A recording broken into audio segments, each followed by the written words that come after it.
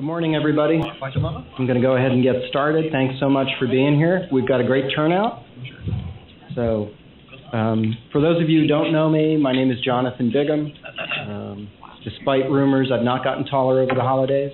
So, but hope everybody is aware and has checked our website for some of the upcoming events. But as you know, we get together once a month. We start on time at 8:30. We usually go for about an hour, hour and 10 minutes, and then we get you on your way. So a couple of housekeeping items. Most of you have heard this before, but for the new members, welcome. We support a confidential setting here at the CFO Leadership Council. We feel it provides a much better program. We encourage your questions. You may hear things today from our speakers or from other members. We expect you that stays within the group. I will note that we are recording this session. As you know, that we have an online portal that's members only. And to become a member, it is a paid membership. So for those members that are traveling today or were unable to make it, they get the benefit of being able to virtually attend and basically learn what we've learned. However, I wanted to make it known, speak up. You will be recorded, along with my bad jokes. So we'll leave it at that. So we've done housekeeping. I want to also thank the steering committee members who have done our program planning. We do have an upcoming meeting where we'll plan the second half of the calendar. But if steering committee members could raise your hands. If you are visiting today or a guest, please reach out to anyone that you see raising their hands or me, or check our website. Me, Debbie, Rob, or Peter can answer any questions that you may have about membership, and I would encourage those. So if I haven't cornered you at the coffee to ask you about membership, that's coming. Just be aware. Our next event is going to be on February 18th. This is the first part of a two-part series. So our next two are going to be focused on M&A. That's a growing facet of our roles as CFOs that if you haven't had that responsibility or if your firm hasn't gone through it, it's likely to happen. And that was at the behest of our membership. So that's going to be a very interesting two-part series. So please mark your calendars. First is on February 18th. The next part will be on March 31st. So on a national scale, please check our website for upcoming dates. We have membership calls. We have virtual meetings. Please make sure that you check onto those. I've attended several of them. I've spoken on one of them, and I've learned a lot. So in addition to what we do here in terms of networking, you do get the benefit as a member for attending anything else on a national scale. Okay, I want to kick off our Empowering You exercise. We usually take no more than 5 minutes. If anybody needs a contact, if anybody has a challenge that they'd like to reach out to a peer, if anybody has an open position for a slot that they've had trouble trying to fill, anything at all. If you're looking for a new, accounting system or anything else, we've had several members get solutions from that. Anybody have a need or looking for a new resource that they want to ask the member of the group?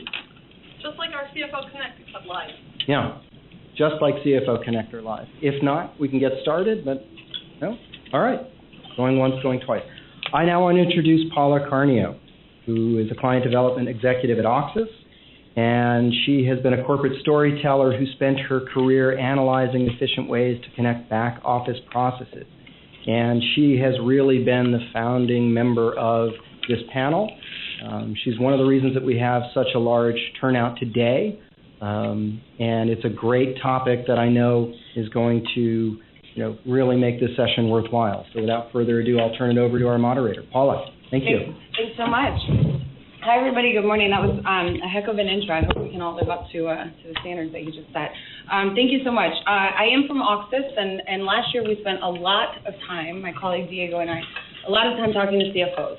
And one of the things that kept coming up, one of the pressing issues that kept coming up is there's all these buzzwords. We've got AI, we've got RPA, we've got ML, we've got machine learning. We've got all these buzzwords, and how do you decipher what it is that's important, what's business critical versus what's a buzzword? And especially with the type of person that a CFO is, right? The persona, what you guys look for and hope to achieve in an analytical sense, right? Those are the kind of things that we really wanted to flesh out for you today. So we put together this program called the Digital CFO. And I wanted to share a stat real quick, too, that I think will kind of set the table. In the last decade, 52% of companies in the Fortune 500 have either gone bankrupt, been acquired, or ceased to exist. So that says a lot about the fact that there's a lot of need to innovate, to digitize, to get efficient, and this panel of experts are going to help us tell that story. So I've actually kind of cherry-picked, right, hand-selected these folks. They're from a lot of different places, but I think it's best served for them to introduce themselves and where they fit into this topic, and then we'll get started with the program, The Digital CFO. So thanks so much for showing up, and we'll go ahead and start right here with Patrick. Thank you, Paula. No pressure. Good morning. Patrick Fay. I'm with Mizuho Securities USA. I head up our Innovation and Productivity Group. It's a relatively new initiative, meaning about 2 years. We started this in recognition of the fact that our organization, like so many, needs to embark on a digital transformation.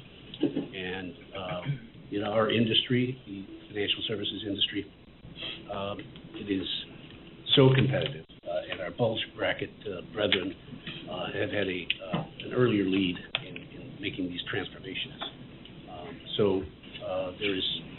We don't pretend to be a first mover in the financial services space, but there are some benefits of being a second mover, as we are, and that is that the technology has changed so dramatically over the last several years that, and the robotics in general has become such a common topic. I don't think anybody could go a day without having some email in your inbox talking about RPA or robotics, some form of automation. Oh. So we are in the early innings of making this transformation from workplace efforts and workflows that are very unautomated, unintelligent, and we are making the transformation to intelligent automation. And it's an ongoing journey, and one that we're very excited about. It gathers a lot of interest from the users as well as from the IT staff, because new technology is always very exciting to an organization. And so that's where we are, and I'll tell you a bit more specifically about some of our early learnings and lessons learned in our journey so far. Thanks so much, Patrick. Ashim. Yeah, sure. Thanks everybody for having me here today. My name is Ashim Gupta. I am the CFO for UiPath. We lead in RPA. We are one of the top vendors in the market. My personal background, I was with GE for 19 years.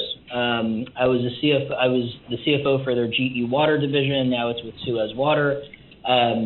And then I was there for about 5 years doing various things like ERP implementations, when Tableau first came out, implementing those types of things in addition to the normal responsibilities of a CFO. I became the CIO for GE Finance and Shared Services globally across GE at that time and their shared services arm. And that's where I got to know RPA. I led our RPA COE, our big data stack, and the ERP and enterprise applications across the company. Getting to know RPA, I met our founder, Daniel Dinas, at Oracle Open World, ironically. And then I joined the company 2 years ago.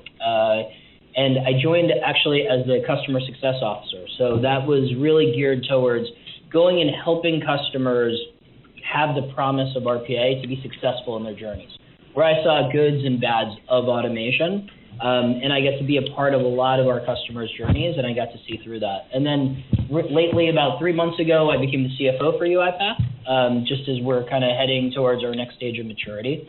I would say personally for me, just seeing a slow growth, large entrenched enterprise like GE, and then at the same time being a part of UiPath, which is a grassroots startup, right? We have 3,000 people today, or 2,800. We hired about 2,000 of them in the last 18 months.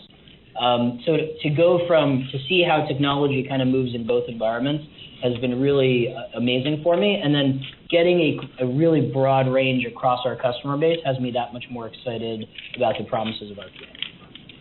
Thanks so much, Ashim. And John Perry. Good morning, everyone. Thank you so much for being here. Appreciate you coming out so early in the morning. Paula, it's great to see you again. I am John Perry. I started my career at Constellation Brands, a premium wine, spirits, beer, and now cannabis, company. So they're touching all aspects of that industry for sure. I held a number of finance and operations roles there over a course of 10 years, and in my last role there, I worked in corporate development and helped sell a $800 million business entity, which is where I met Paula.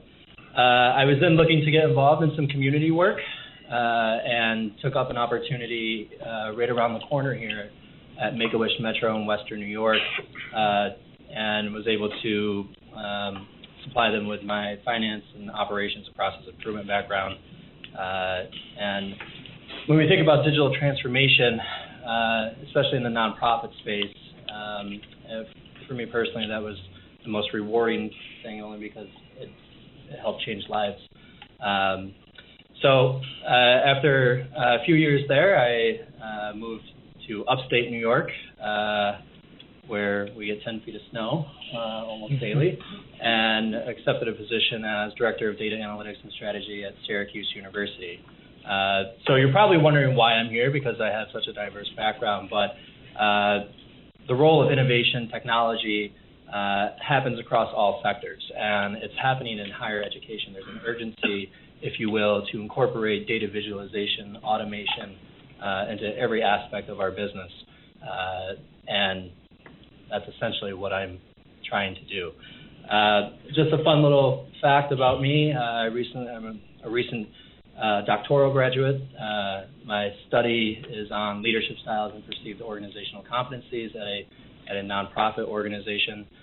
One of those competencies is capacity for change, or as Peter Drucker would say, the ability for organizations to self-renew, which is really your innovation. So that's just a little bit about me. Thank you again for the opportunity. Thanks so much.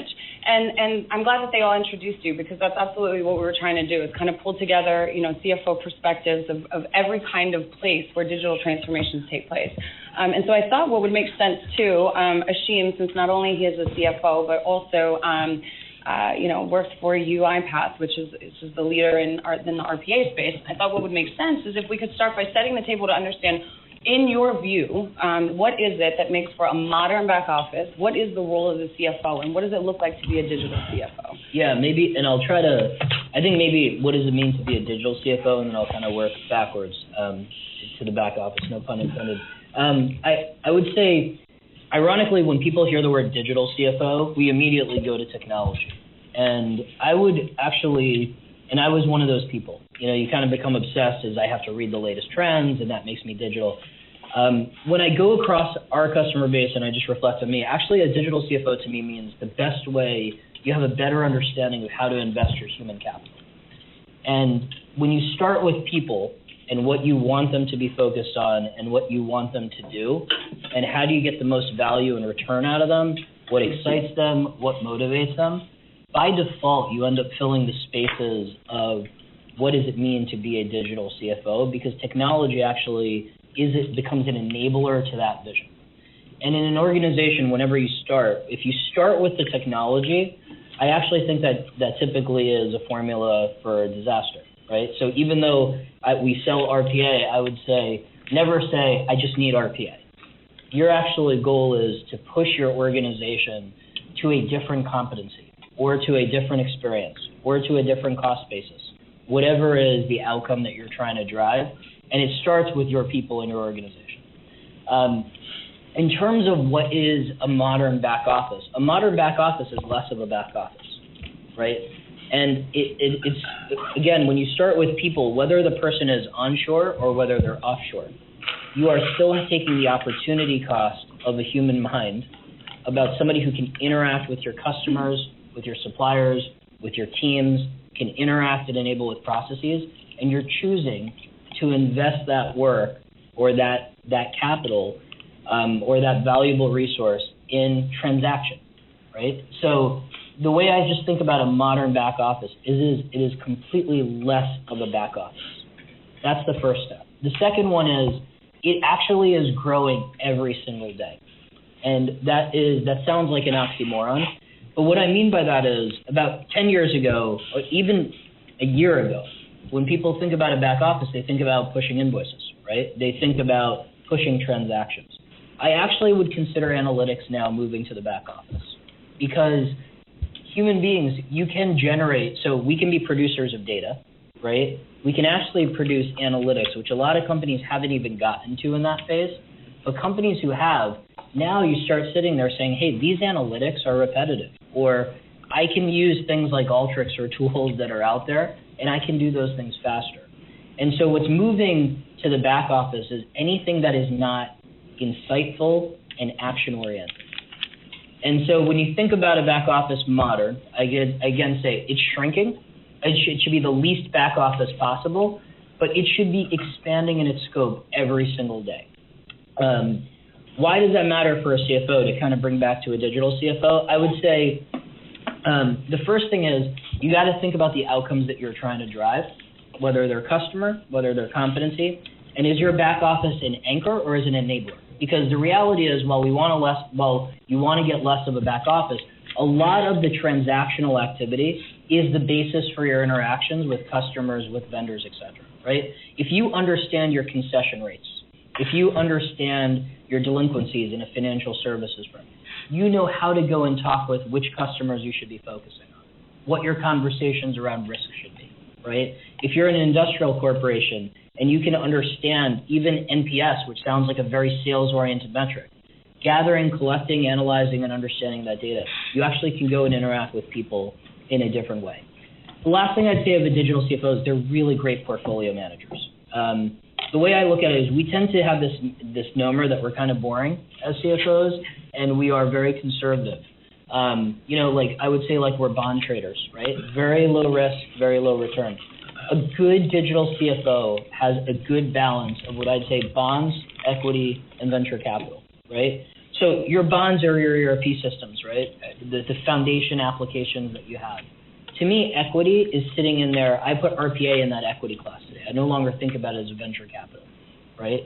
Then venture capital is kind of even the next stage, which when we start talking about AI, it's really easy and we can have a great conversation that it sounds like it's almost implemented, right? Is the way a lot of customers have thought about what AI stands for, but it doesn't mean you don't invest in it. It just means you have to think about how to make the smart investment, because what becomes something futuristic very quickly today becomes something that is a hygiene factor. And so having that portfolio is really important for a digital CFO as well. Thanks so much, Hashim. And actually, I think I'm going to jump to this question real quick because I already had a couple whispers. We're talking a lot about RPA. Can I have a show of hands in the room? Who knows that particular buzzword we're talking about? Who knows what RPA is in the room? Show of hands. And of those who know what it is, who is implementing RPA actively in their organizations today? Okay. Oh man! All right, we have All right. some And of those few remaining people that are holding their hands up that aren't anymore, who knows of UiPath? Who's been studying the trends of kind of those leading providers? Interesting. So that will kind of set the table of where we're at. So I appreciate the answer for the modern CFO, and I think that's one of the reasons why, John and I go way back. Like he said, I was his project manager at Donnelly, and sorry, it was too weird, like creaking my neck, right? I came back here to have a real conversation with you guys. But one of the things that we always talk about is the vision and the homework that you have to do before going digital, right? Like the things that have to come up and kind of setting the table for process improvement, thinking through what the vision of the organization is. So can you walk us through a few of the examples that you have in that space and kind of the pre-work required before you think through RPA? Before we start, can you just tell me what RPA stands for? Yeah, absolutely. We'll go there. Robotics Process Automation. Okay, exactly. Yeah. So, yeah, absolutely. And that's a great question. So it stands for Robotic Process Automation. So before the digital, right, there has to be the vision. So help us walk through what you have to think through before that gets started, John. Well, and feel free to add to this, but I think there's a lot of planning, right, that is required. Deloitte has two very good models, one from a data perspective, which really talks about the evolution of data and helping you understand where your data is. If you're a leader of your organization and you don't know what your data or where your data is right now and what you're capable of doing with that data, then I suggest you go back and put together a little planning committee and analyze that. Because it's important to understand that path from operational reporting to advanced, more strategic analytics, and then working your way up to predictive, and now the fancy buzzword is the prescriptive analytics. So definitely plan along those paths, and that'll help get your analytics on the right track. The other piece is this digital. Another Deloitte model is the 7 points, 7 pivots of this digital maturity model, really talking about the infrastructure. Do you have a flexible infrastructure? Are you capable of data mastery? And then are you doing any sort of business modeling adaptability so that your organization is flexible enough to adhere to the demands of your customers? So at the end of the day, I do think it's sitting down and putting together a very thorough plan. Everyone from a digital transformation perspective just says, save me some money, right? We want cost reduction, we want savings, but no one, well, at least in my roles, my experience, rarely has there been a strategic player at the table that helps incorporate digital transformation into the mission and vision of your organization and help everyone understand the impact that it might have. So. Okay, and I think it makes sense to ask you the question, Patrick. I know you recently went through an RPA implementation, so maybe you can elaborate on what RPA is, explain it a little bit better since there was a lot of folks that don't know, and tell us a little bit about your implementation and some of the drivers for why you guys are doing that. Okay, thanks, Paul. Yes, it's all about empowering and enabling the workforce to be more productive. And one way to start, a typical way to start, I would say, is to do an assessment, whether it's in the CFO office or the back office. Robotics and the robots themselves are agnostic as to what the workflow is all about. It's more about replicating what the human action is. So we began an assessment of our operation area in the securities division, and there are tools out there, including from UiPath, that make assessing workflows quite simple and understandable. And human nature being what it is, if you ask people who are doing repetitive tasks or Excel spreadsheet intense workflows, they typically either overestimate or underestimate the amount of time it takes to do a particular workflow. It's either because they don't want to think about how mind-numbing that particular activity is, so they underestimate it, or for other reasons, maybe overestimate it. But the point is, there are tools out there that you can have people record on their desktop their workflows, and so that you can get a true timing of how long something takes and how often it's done per day, which gives you an inventory of workflows that and time spent. And you begin there with an assessment of these, in our case, hundreds of workflows that can now be automated. And after that assessment is done, it's quite easy to prioritize them by time saved, because this is all about giving people more capacity and enabling them to do other things, more challenging things, more creative things. So that's how we began. We did this assessment, ended up with an inventory and recordings of hundreds of workflows. We are, as quickly as we can, implementing dozens at a time. We started with one at a time, which is where I would encourage people that have not implemented any RPA, start with one and see that the organization is able to do that, get some experience. But then it doesn't take long to get to a point where you can do them in parallel and start doing clusters of RPAs. So that's been our experience, and it's quite a roadmap. If what I just said applies to one division within our firm, and there's several hundred, it's not hard for me to imagine that there are thousands to be done over the next coming years. So as you accelerate the implementation, you can do more in parallel, and the rewards to people on the receiving end of this are really amazing. They become evangelists for this RPA, because it relieves them of some really mundane tasks and allows them to do more challenging things with their time. And in addition, the RPA implementations deliver data to the firm that they didn't have before. And that's another source of information gathering and business analytics that is a consequence of RPA. It's not just time saved, it's data that can be used for better business planning and decision making. No, I think that's great. Just to be clear, I think just from the hands that we saw earlier, what is RPA when you see it? So as we're talking about the pluses and minuses, you get a sense for it. So just on a strictly definitional basis, RPA, robotic process automation. First of all, it's a software robot. I can't tell you how many customers think that there's like a humanoid that's sitting behind a desk. So think about it as a virtual robot that is on a machine, right? A machine in IT, just for, again, if you know this, I apologize, is either your desktop or it's what we call a virtual machine that sits in the back office, right? All of our ERPs sit on virtual machines. They're servers, right, that are out there. And what makes RPA such an explosive space right now is it is low code, right?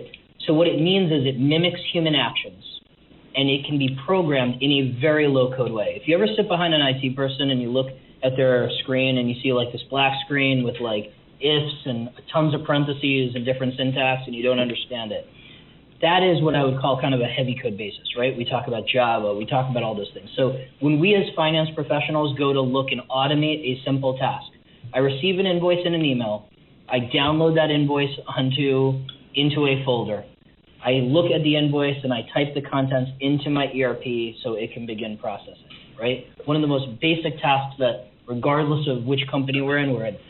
RPA is a tool that allows a average developer, or even what we call a citizen developer, you, me, etc., to be able to go and code that. And it does it in UiPath through a product called UiPath Studio. That's where you actually tell the robot what to do.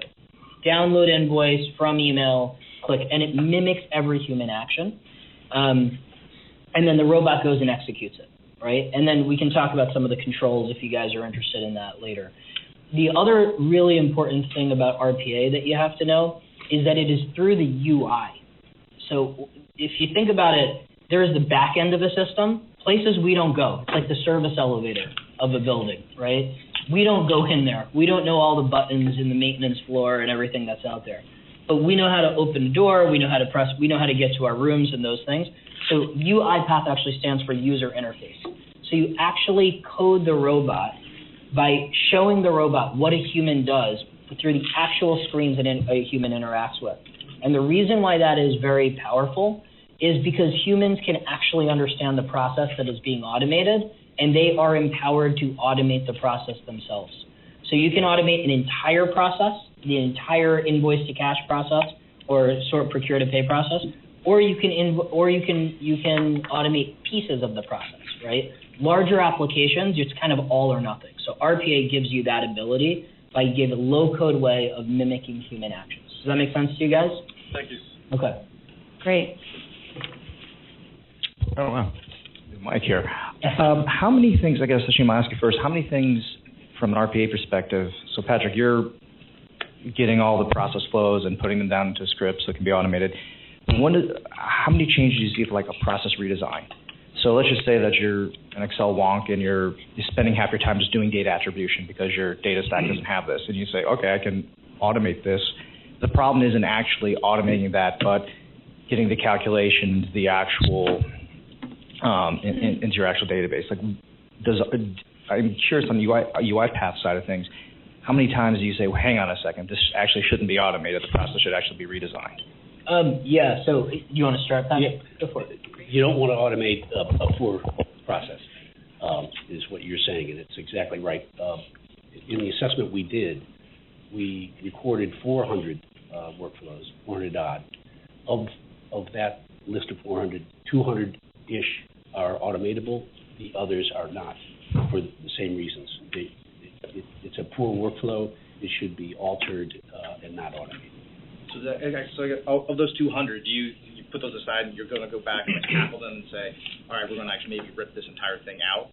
Yes, those sort of considerations. So I have just kind of two things I'd add, and we may disagree a little bit, which I think is healthy. Is the first is what I agree with is I'm very blunt. You never automate stupidity, right? You'd rather eliminate before you automate.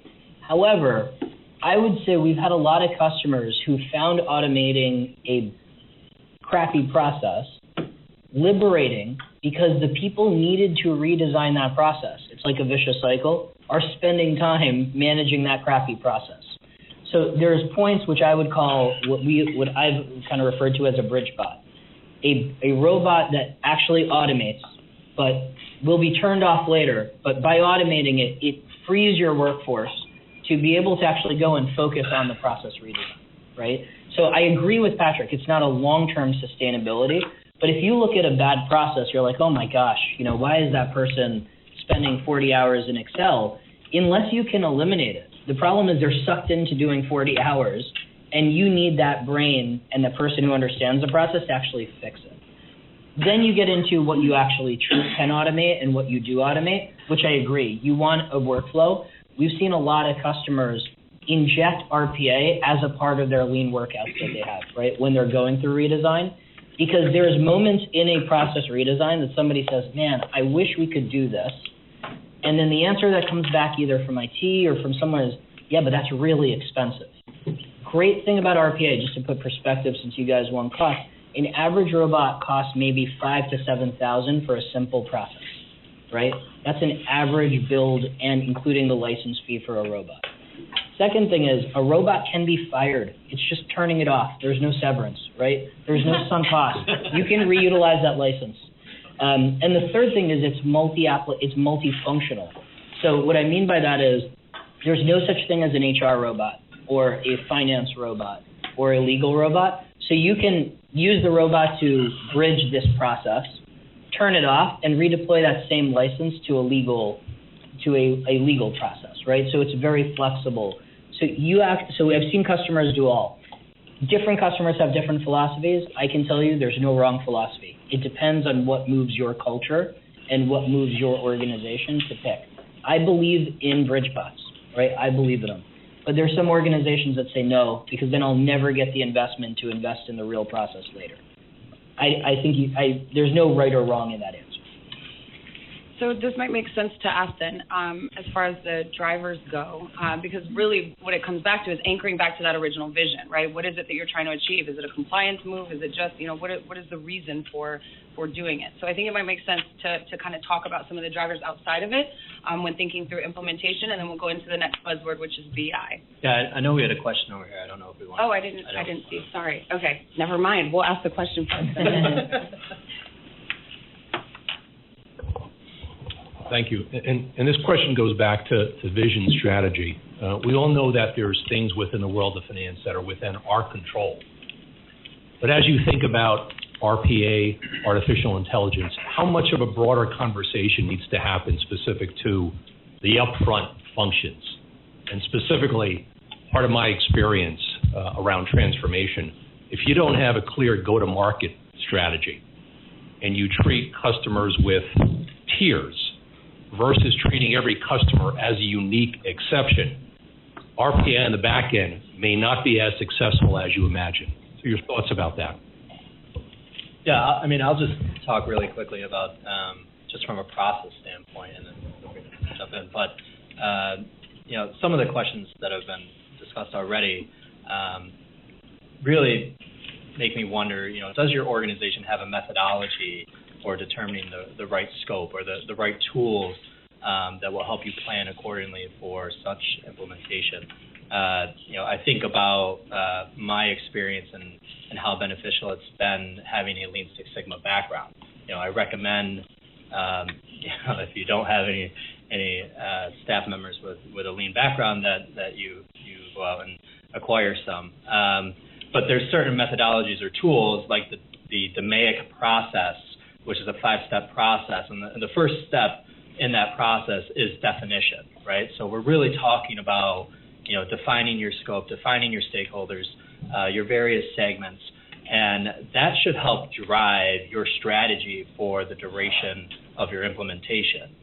If you don't have that, and this is, I think, Aaron, this is somewhat of what you were talking about as well, but if you don't have that definition, then your project is likely to fail. And then the last phase, which, again, I think is oftentimes overlooked and equally as important, is the control phase, right? So how will you ensure long-term sustainability with your implementation? And more importantly, what continuous feedback loops have you developed so that we are assessing whether or not, eliminating this work is important or the right way to go, or finding a substitute. So definitely take into consideration that methodology, that tool. Look for opportunities to incorporate that into any implementation.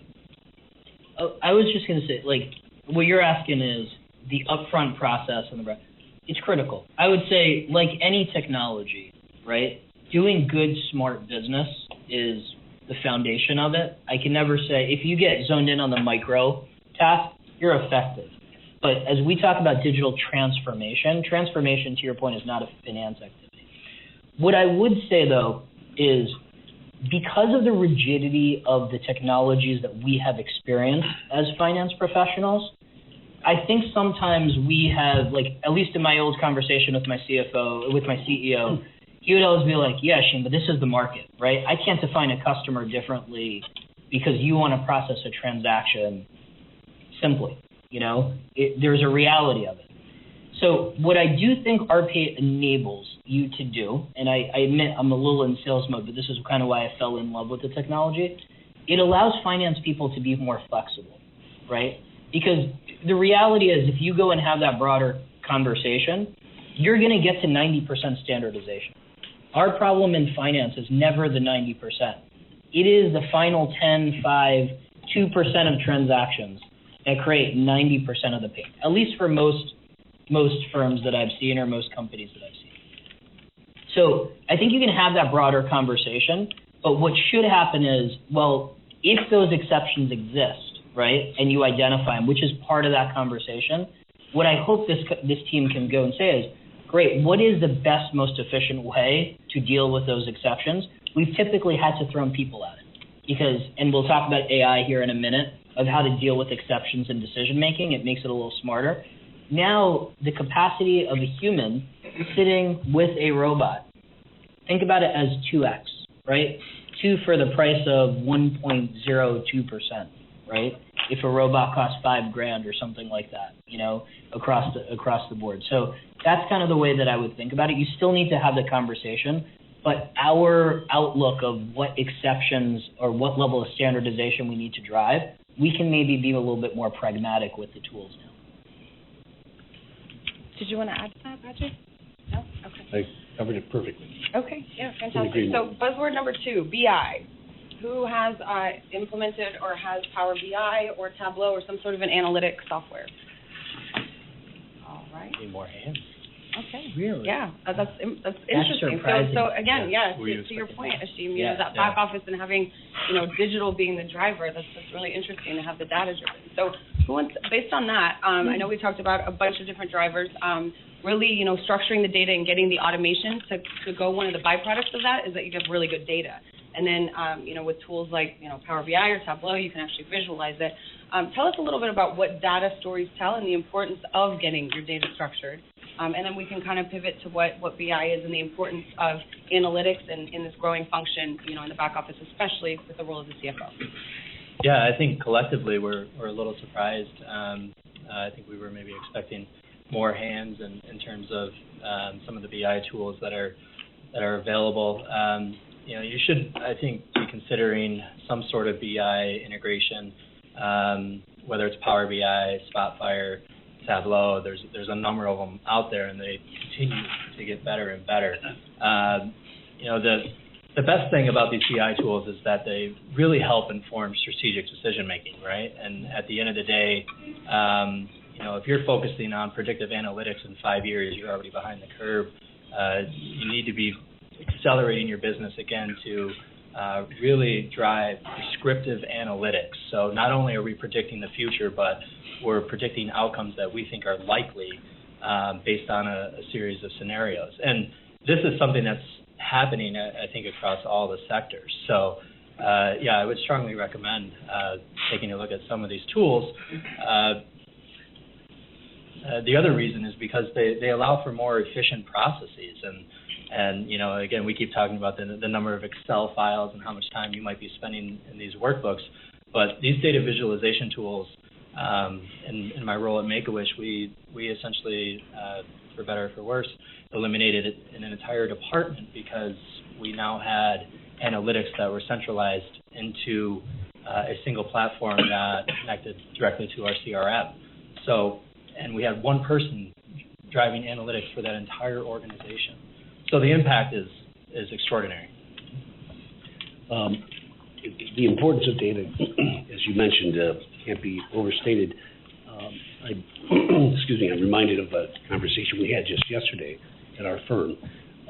We were gathering a group together to do some artificial intelligence for them on a very mission-critical activity that has been manual up until now, and we found that they didn't have the data. So anywhere, there was a presumption that the data that we were going to use to do some AI will deliver it, cleanse it, etc. But we found almost immediately that it doesn't exist anywhere in the firm. So it's going to take us several months of accumulating data now to get to a critical mass that can then be artificially intelligized. But it just goes to show that there's a presumption, and it's not typical of every area of our firm, but to find that one very important area didn't store or keep their data anywhere is a big lesson learned. So it never surprises us to find out that there's some gaps within the organization, but there's also ways to remediate them. I would say BI is like integral. I always think, we talked about the digital CFO, maybe, I think you have to understand the digital thread to see where it fits in. So if you think about it, I always say kind of there's 3 A's. There's the applications, there is the analytics, and then there's actions, right? And then our entire goal, I think, as a, and I always reflect on this, is what really is our goal, is speed and accuracy, right? Underlying, how do you increase the motion from a transaction in an application to generate an action for the benefit of your company? I think automation is a thread that goes underneath all of them. And what Tableau does, what these visualization engines do, they effectively give you speed to be able to produce, to take information and make it consumable. So just from an IT speak, there's 3 layers of a big data stack, right? When we talk about what big data is or stack, there is the underlying data, there is the data model, right? So the underlying data is, just think about it as like a dump of data. The underlying data model is the second layer, which actually allows it to be consumed, and then the consumption layer. And the consumption layer is the easiest way to process the analytics that you're making from your data models. Tableau fits into that very well, and I would just say it becomes a core thread. The problem is, if your underlying elements are crappy, then the output, it's kind of like Tableau in those areas become the last mile. So the question that we all have to answer is, as you invest in those tools, we have to be investing equally in getting that data fast, like so it's timely, and getting that data accurate, which is what, for me, is the link with automation. Yeah, I think the first question is, does your data architecture allow for optimization? And to your point, there's 3 V's that when we think of data visualization, BI tools, that are really important. One is volume, so now you can handle more data than you've ever handled before. The other one is velocity, so we think about the efficiencies, your ability, again, to connect directly to your CRM to get live, timely information. And then the other one is visibility. So now you have access to information and analytics, insights that maybe you've never even thought about generating. I mean, that's what these visualization tools do at the end of the day. They help inform your business. Are there any questions? I need some exercise. Did you step in? So the whole conversation about data, more so the output, the analytics, could you describe best practices in data governance? Because, from my experience, it's been especially with a sales organization, who really manage the customer, the hierarchy, how do you put the data in, how does it all come together? Best practices around data governance. Yeah, so it is. I would always say data governance is kind of like trying to find the perfect government. I haven't found somebody who's done it right. Everybody's struggling with it.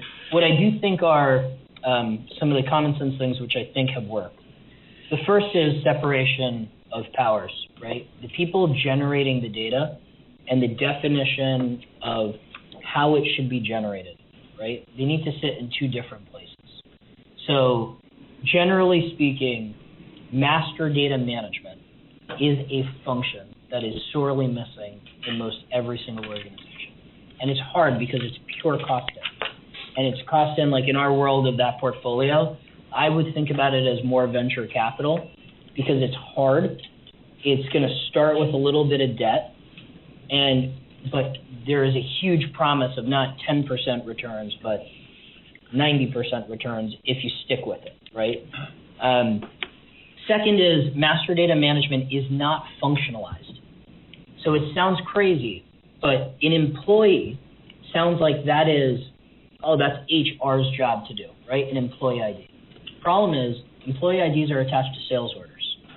Employee IDs are attached to compliance discussions within legal, right? They're attached to marketing events. They're attached to travel.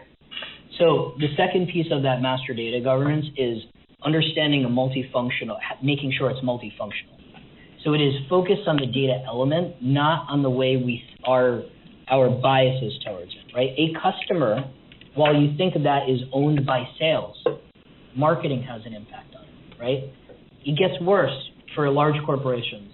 A lot of customers are also suppliers, right? If you're an industrial company, Exxon is likely some type of supplier, and it is also a customer in many different respects, right? That was my experience. So it happens on the sourcing side. And then the third piece is you actually have to decide on what is the single point of birth or generation.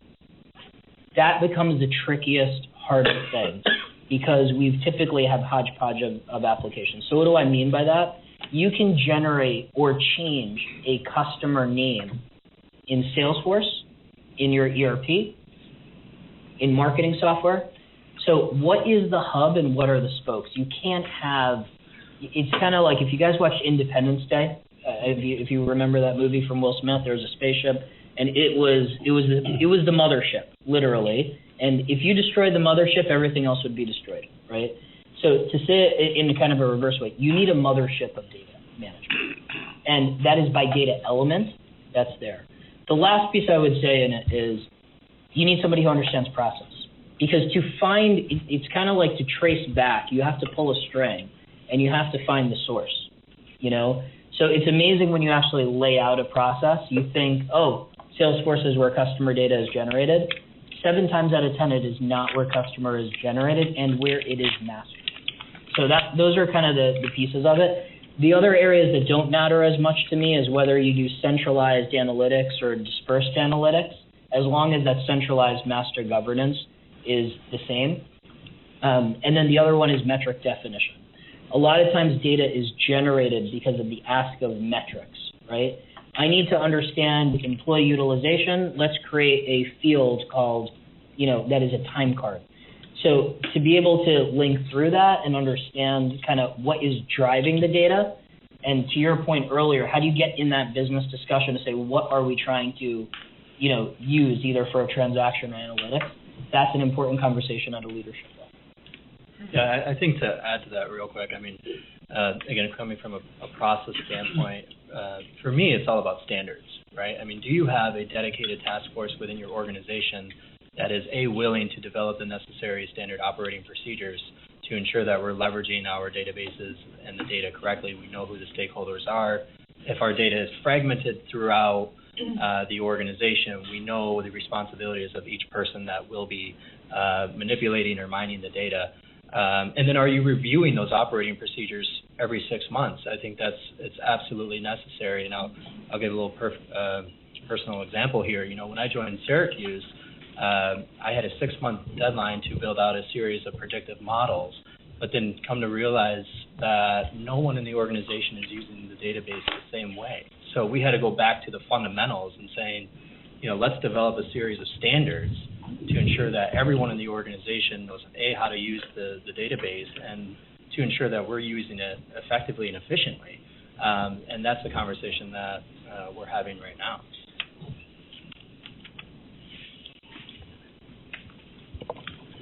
I guess on the data governance side, like how do you prevent yourself from getting too bureaucratic? So normally I've seen is that you have various different days you do elevations because you have to have everyone cross-functional agree, but that slows down innovation, usually tremendously, especially on, from the finance side, you need to measure something very quick, and that's why we have Excel, because I can do any data attribution there, it's unmonitored, but it gets the job done. And by the time I go through the software development cycle and have a UAT and get it elevated once a month, that business need's already passed. So I guess from a best practice perspective, the three of you, what have you done to try to ensure that the validity and the safety of the data is still there, but you increase cycle time?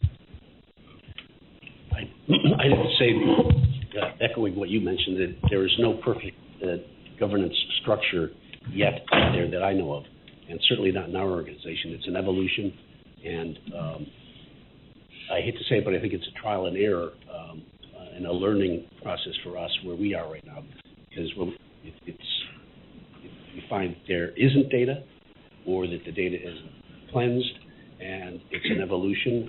We're a very heavily regulated industry, and even the regulators have not come in and said, this is what you should be doing. They primarily want to know that you are on the path to recognizing where the flaws are. Sorry to say. The same answer I have. Okay. Yeah, I think it just is prioritization. There's no way to get around bureaucracy with control, right? Like, control by definition is injecting some level of bureaucracy. I think it comes down to defining what are the 10, 15, 20 master. If you ever look at a data table in your ERP, right? If you ever just open it up, it is thousands of columns of data elements wide. What are the 20? I think people when you give a function, the negative of having a master data management function is they kind of become organic and then they try to go after everything. What are the 20 or 30 elements that you cannot live without being right? And then after that, democratize governance through it. The second piece that I would say is I never hold up speed. I always say produce the data. But whatever you produce is the right answer. A lot of times what we do in the world is we say, nope, let me stop and get it right, and then I am going to use it, and then I will analyze it. So take headcount reporting, like the most basic element for a finance. I said, whatever comes out of the system is what our headcount is. Well, that's not right. What about these manual processes? We don't update this. Enough data. And it's very funny when you hold the accountability, when you allow the speed to the analytic happen, but you then say the analytic is the truth, even if it is false. And you can't do it for regulatory, but at least for internal. That actually amazingly speeds up the cycle time as well. And Eugene had a question. One of the issues, especially on the BI side, that I've come across, especially with a very small organization, we had 7 engineers at the time. We were a post-Series A company, is that we wanted to put in a BI tool, but as you pointed out, you don't want to do that on an underlying data set that is just, trash in, trash out. But then the resources to clean that up, we were competing for those resources with client-facing things or product innovation or something other than that, and it was deemed a back office thing, and it kept getting deprioritized. So how have you seen, especially smaller, earlier stage companies that have very finite resources, lobby for those resources, or what are there outsourced resources that are available that can come in and help with those projects when the engineering resources and the data analytics people we did not have a data analytics person at the time, and even if we did, they wouldn't get the engineering resources they would need because of how lean the team was. How have you balanced that issue? So it's almost as though he's read our script, right? Because we actually did want to move into talking about the humans behind the change management. So, gentlemen.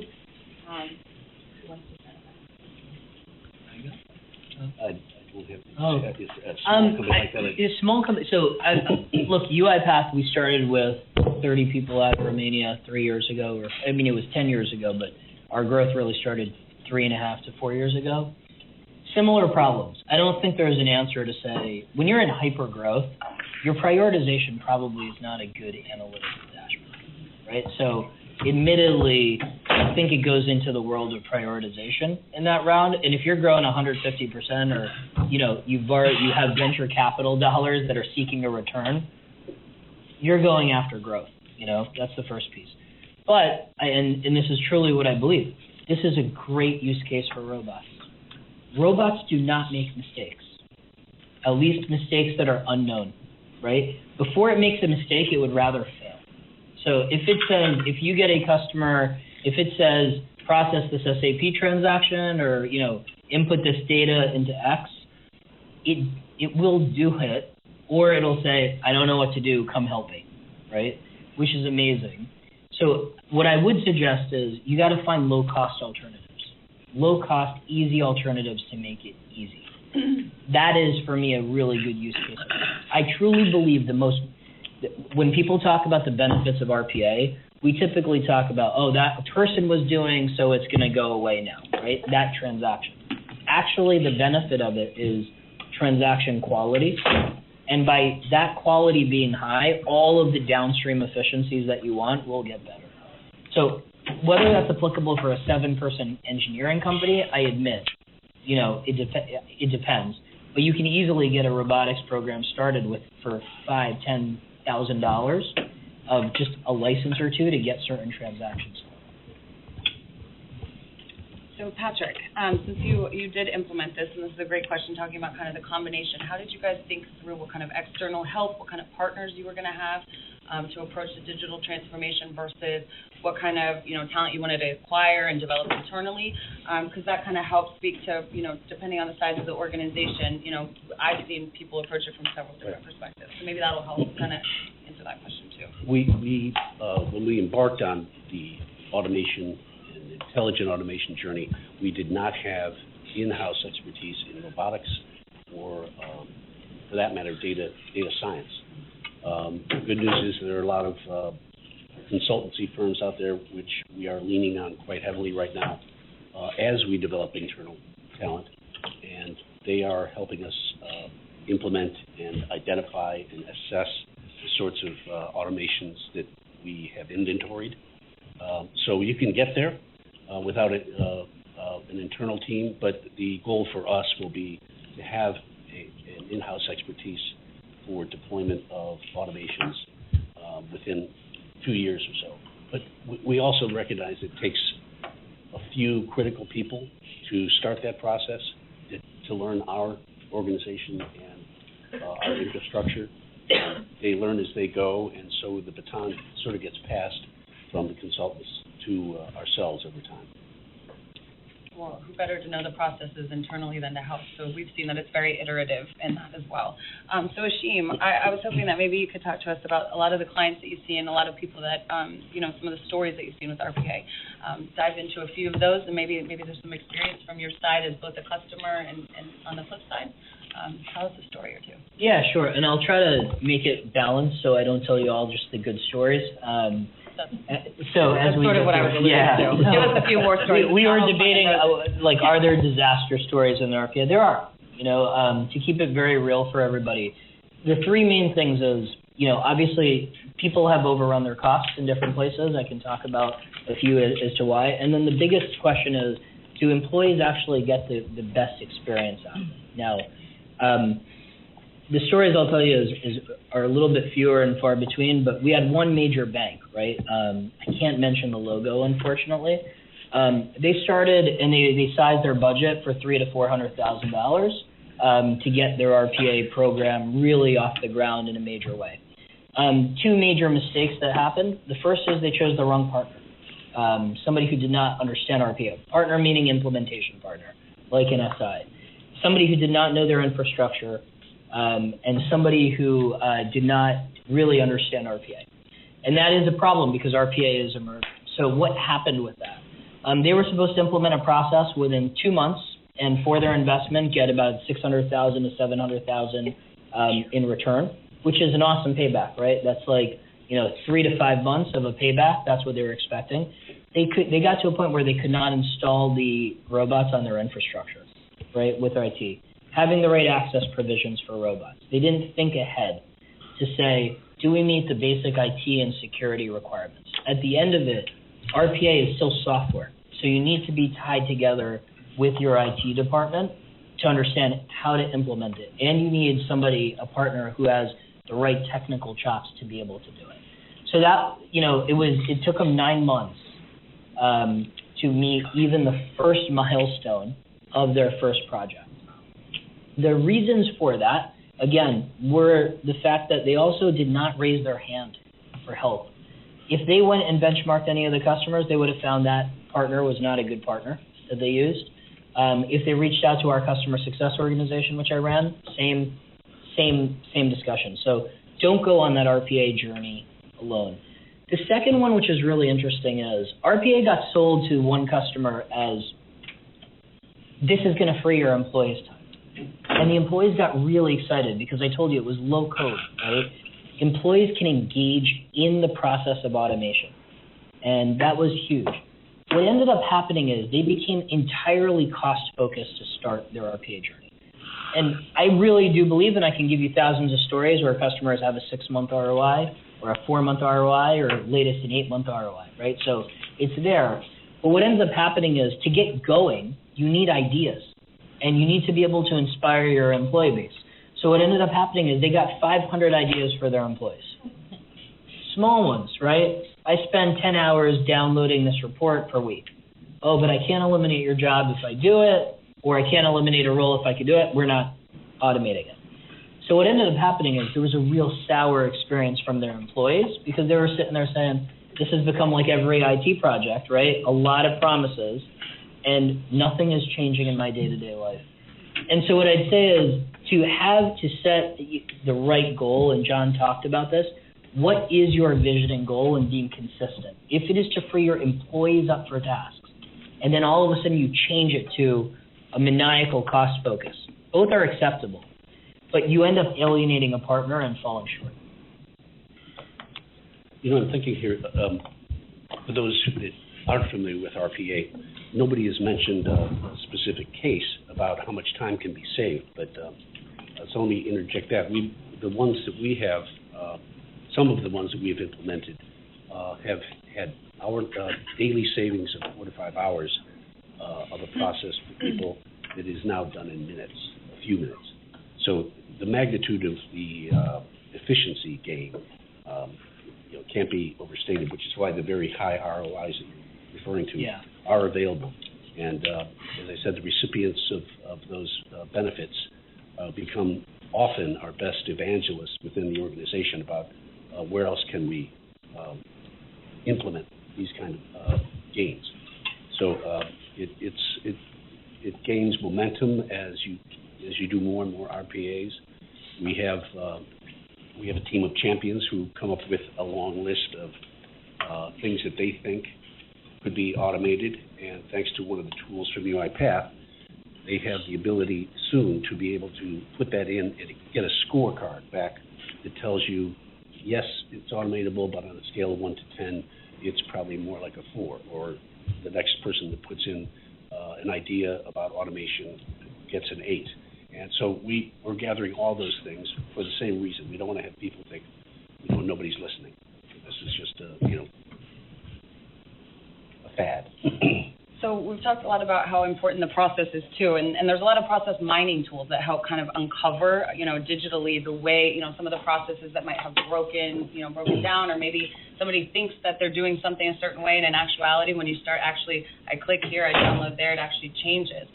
But having those, level set of what you're supposed to do, and kind of, there's tools for that, but really establishing that vision, I think we keep anchoring back to that, because then that segues into what's important behind the people, right, in tech, and how you have that change management communication. So before we get to kind of the summation, and we left for questions, John, I was hoping you could touch on some of the process mining tools that you've seen, and back to kind of that question, the alignment between IT and the business, like how important that is to get right off the bat, to have a successful implementation.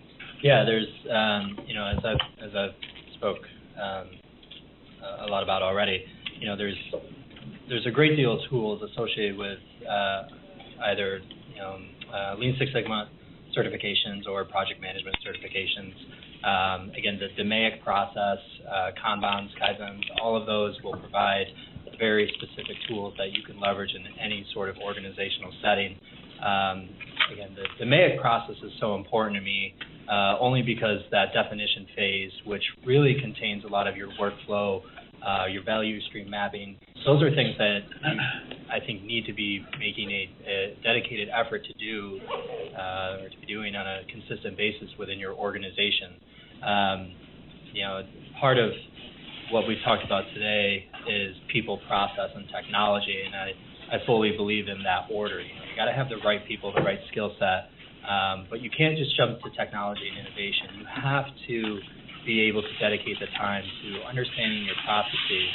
And, the ROI on that is that your customers, whether they're internally or externally, get to see the opportunities that lie within their own processes by doing some of this value stream mapping. So absolutely, and I talked about some of the Deloitte models. There's a series of logic models that you can also use. I brought this book here, Innovation Capital, which has a model in there really focused on innovation leadership, and the first bullet in that model is setting the right vision. So there's a lot of different tools you can use. I definitely recommend this book along with, there's another text called Everyday Chaos, which really talks about a lot that we've covered here today, but will offer some insights as to some of the models you can apply to your organization. If I can add, the combination of, we formed a center of excellence in the process of this innovation initiative, and necessarily it includes IT people who do not report to me, but they are sort of the gatekeepers to the organization to make sure that we're not implementing something that will jeopardize any bit of the infrastructure, unlike the partner that you mentioned in that bad example. But so IT is necessarily the gatekeeper for us to make sure that the standards are consistent with what other activities and technologies are in the firm. But also, they tend also to be very keen to get involved in this new area of technology. It's relatively new to our firm. It's relatively new in this space. I don't think we would have had a gathering like this size 7 years ago talking about RPA. It just wasn't there. So they are both the gatekeepers for us and critical in doing that, but also they embrace learning this fast-growing and very exciting technology. So I think we should all touch on just real quickly on the change management aspect of it, and maybe one or two words of the importance and kind of the communication about a digital transformation.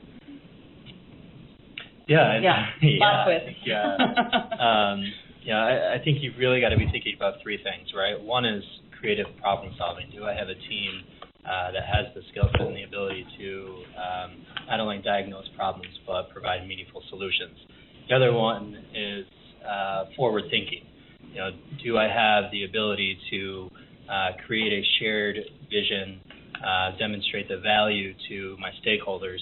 And then the last piece is persuasion. I think oftentimes we forget about the importance in convincing others that this innovation or this particular implementation is not only worthwhile for you, but for the mission, for the organization.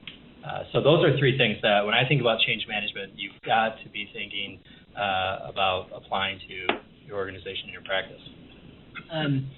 It starts with people for me, having a vision for people will win every time over having a vision for technology. And it dispels so many fears, right? I will admit there are some customers who, when they don't do it right, you get feedback like the robots are coming, and it becomes like literally I've heard the Skynet example and Terminator. Like I sit across from a lot of employee roundtables in different customers. So first is start with a vision for the people. They want to be a part of it, believe it or not. They want, very few people like pulling data, crunching it, and doing transactional work. And then the second is really just hardcore transparency and democratization of knowledge. Everybody here has the benefit of sitting in a room and networking and understanding the technology. We have to expose our people to it. They're actually going to be the ones who unlock it more than anybody else. And involving them in that process, I would say, is something that is really tremendous. Last thing I'd say is failure is awesome. You know, like I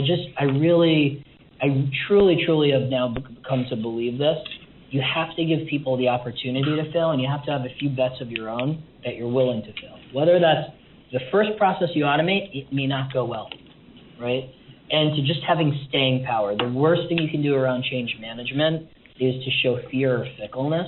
That's very different than a decisive and analytical decision to say, we're going in a different direction, right? Because one is very emotional and reactionary, and the other one is grounded in a well-thought-out process with some amount of patience and defined milestones. I couldn't agree more that it begins with people, and we've had mostly very positive experiences with the RPA implementations we've had. There will always be the sentiment out there, whether it's a majority or minority, of, oh boy, here goes my job. But this technology is coming, and I consider it a must-have to be competitive in the financial services business that we're in. So it is coming, and the people that are going to be nervous, we try to help them by upscaling their experiences in order to embrace this and perhaps be further implementers across the firm. But it is coming, and we have to recognize that the people that are going to be in those seats are going to be brighter and more savvy year after year, and coming with more technology experience than their predecessors. And they're not going to want to do these mundane, repetitive tasks when they know that there's a solution out there. So it's a two-edged sword, I would have to say, but more often it's going to enable people to be more productive and choose to be more productive and upscale their skills. Yeah, and well, especially with the 5 generations in the workplace, more and more you're not going to be able to, get the new and up-and-coming talent in the finance world, if these kind of things aren't implemented. There's more and more studies on that. So we have 15 minutes left. I think we'll wrap up with Ashim. You were recently quoted with some predictions about CIO in CIO magazine. I read a few of your quotes. We didn't touch on AI, but I think it was important for the group to understand kind of the basics before that. Could you touch on maybe some of the predictions that you shared there, and then I'll ask the other 2 panelists to share a takeaway, and then we'll leave the rest open for questions. Yeah, I would say there is going to be no robots, a digital workforce, and artificial intelligence will be the cornerstone for most finance organizations within the next 10 years. And I would say beyond finance, it will be every business process that we will have. The second is I actually think functions are going to meld together, right? Processing payroll, doing a journal entry for payroll, and onboarding an employee are part of one horizontal process. And I would say the functions as we see them today and what defines them, it's going to look very different in the future as technology starts to take a process and break down silos between organizations and customers. Well, we haven't talked about blockchain, but that's going to break down financial barriers or transactional barriers between companies and different constituents that are out there. With regard to AI very specifically, it takes time. It starts. It's not going to be tomorrow you just get this nice, neat AI package. So starting today, 73% of CIOs have now started, CFOs and CIOs have now started an RPA journey in one form or another. You got to kind of ask, are you in that 27%, or where do you stand in it? And just to give you facts, I talked about some of the disasters. 3 years ago, you would have been alone, and I know I'm branching a little away from the prediction so you can see that it's granted, is that it's warranted. 3 years ago, I think we had something like 500 customers in UiPath. The largest customer had, let's say, 300 robots. Today, we sit at greater than 5,000 customers. 8 out of the 10 Fortune 10 customers I can speak with pretty good authority because I visited them. I've really defined COEs that are moving. Our largest customer is going to put a robot on every desktop, which will span 25,000 employees, right? We have one customer who has 10,000 active robots running every single day and moving with it. So now you also have this way that prediction is starting to come true in pockets. And so the wave has started, and the question is, where do you want to surf? Do you want to be at the top of it, or do you want to be kind of paddling, boarding behind it? I don't think there's a wrong answer. It depends, again, on your company's priorities, but those things are now choices and less so of a bet or a gamble. Yeah, I think, for me, we've talked a lot about innovation, and with many of you being the leaders in your organizations, I ask you to look within yourselves and ask, are you an accelerator of change and innovation, or are you someone that hinders it? And more importantly, does your organization, does your culture allow for innovation practices, for vulnerability? And if it doesn't, then I think you need to reconsider and look into creating a structure that challenges the status quo.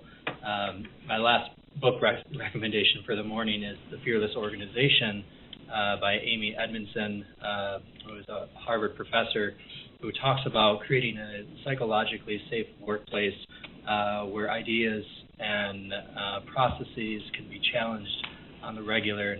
And I think it's important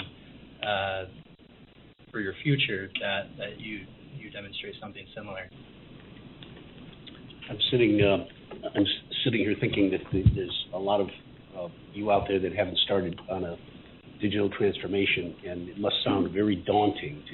We spoke about data governance and the lack thereof in most cases, the inability to get data, and then to figure out whether that data is clean or not.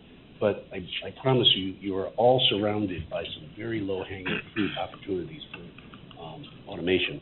And rather than have a checklist that we have to have this in place and that in place before you begin, I would really encourage you to look for, and you will find, some very easy, low-hanging fruit opportunities for RPA, and that emboldens people to start thinking about where they could use it next, and that draws in getting data cleaned and the other knock-on effects. But I would really encourage everyone, as intimidating as it may sound, it's quite easy to start the journey and have a few quick wins.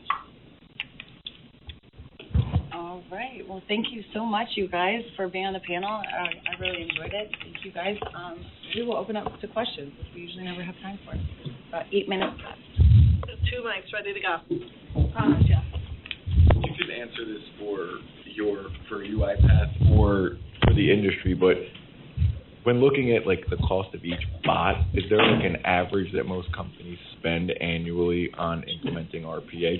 I've been to several panels like this and different events, and a lot of times they say 4, 5, 6, 7, K, but then the annual is 100,000. Oh, okay, great question. Side, yeah.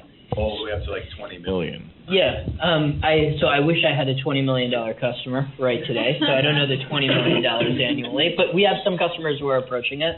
Just to give you guys perspective, our lowest customer is $3,000. Our highest customer is, I think, $16 million annually, so approaching it. 2 factors for it: the number of robots that you want, and the number of people you want designing or building robots, right?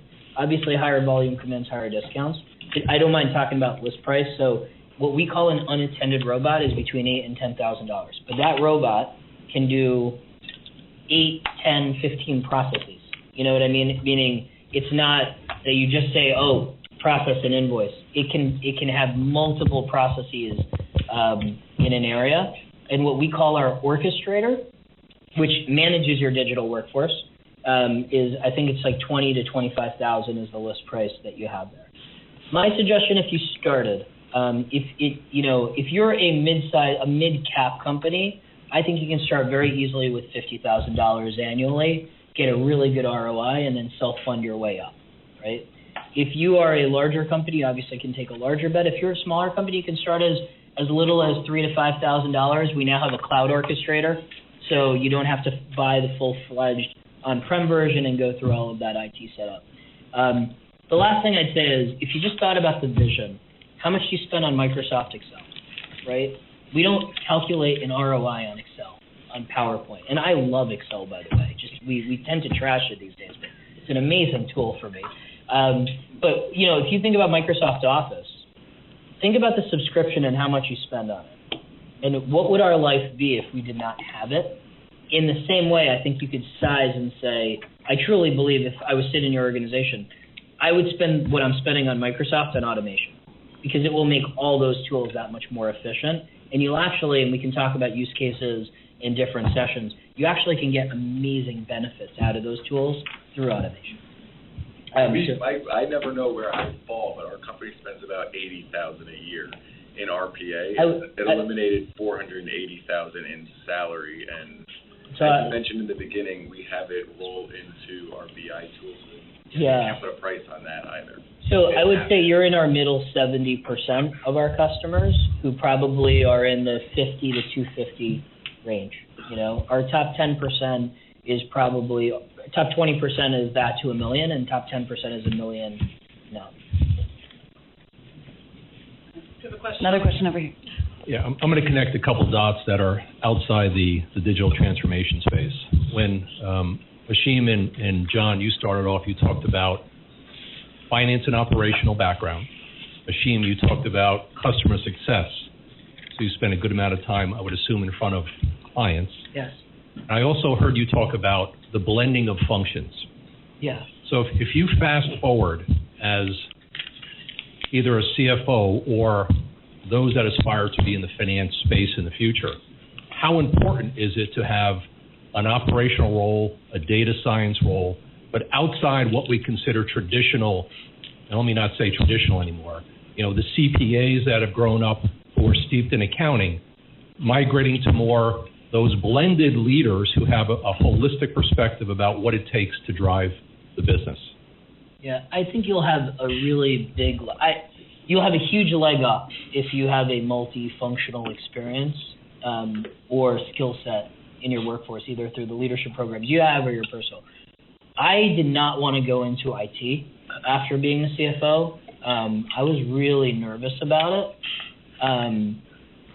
And you do things for stupid reasons. It was a promotion, and all that kind of stuff. And but it changed my life because I thought IT was ERPs only, and then all of a sudden I got into that role and made a difference.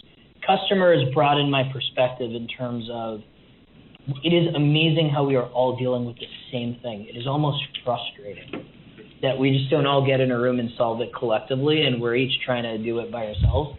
But it is also amazing to see the unique nuances of every organization, so that's maybe better. In terms of whether you need it, I would say what's more important is how you approach your role. You can be a CFO, but still this digital CFO, like you're all sitting here. How many of us really know what a semantic layer is in a big data stack, right? We have to be kind of improving that skill set. So it's also the vantage point we're setting. We talked about the partnership with finance and IT. I actually think there's going to be something that is going to be like a process-oriented CIO, a product-owned CIO. The CIO role is also changing, so we actually can get help from our colleagues to make both roles involved. Yeah, the Accounting and Finance Show is a conference here in, I believe, New York and Toronto. I had the fortunate pleasure of attending last year, and they really talked about the evolution of an integration of these operations functions, finance, and where they're going. It's a free conference. I recommend checking that out. Well, it's just about the time to end. I just want, if anybody has one last question, let's ask now. Otherwise, I'd like to thank our speakers. I hope you'll all join me in thanking them.